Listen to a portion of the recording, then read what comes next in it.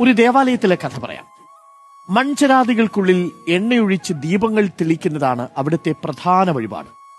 ദൂരദേശങ്ങളിൽ നിന്നും ആളുകൾ എത്താറുണ്ട്. ദേവാലയത്തിനടുത്ത് താമസിച്ചിരുന്ന വയോധികയ്ക്കും ദീപം തെളിയിക്കണമെന്നൊരാഗ്രഹമുണ്ടായിരുന്നു. പക്ഷേ ആ വയോധികയ്ക്ക് എണ്ണ വാങ്ങാൻ പണമില്ല.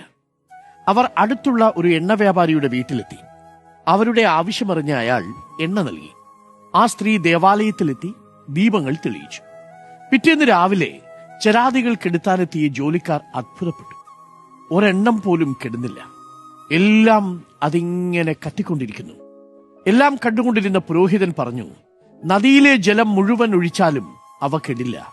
അത്ര ആഗ്രഹത്തോടെയും ഹൃദയശുദ്ധിയോടെയും തെളിച്ച ദീപങ്ങളാണ്. എണ്ണ തീരുമ്പോൾ അണയുന്നത് വിളക്കല്ല, വെളിച്ചമാണ്.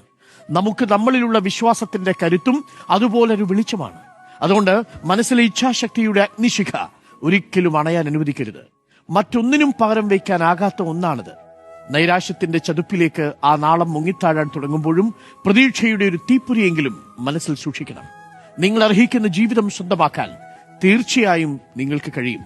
പൗലോ കൊയ്ലോ പറഞ്ഞതുപോലെ, നിങ്ങൾ ഒരു കാര്യം അതിതീവ്രമായി ആഗ്രഹിച്ചാൽ അത് നിങ്ങൾക്ക് നേടിത്തരാൻ വേണ്ടി ഈ പ്രപഞ്ചം മുഴുവൻ ഗൂഢാലോചന നടത്തും.